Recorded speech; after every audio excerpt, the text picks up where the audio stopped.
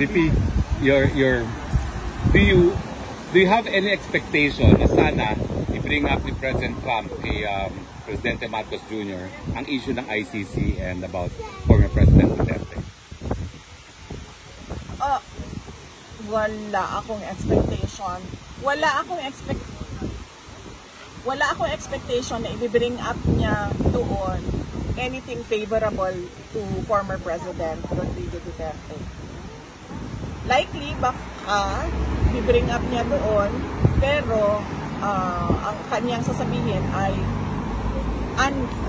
things that are unfavorable to President Duterte.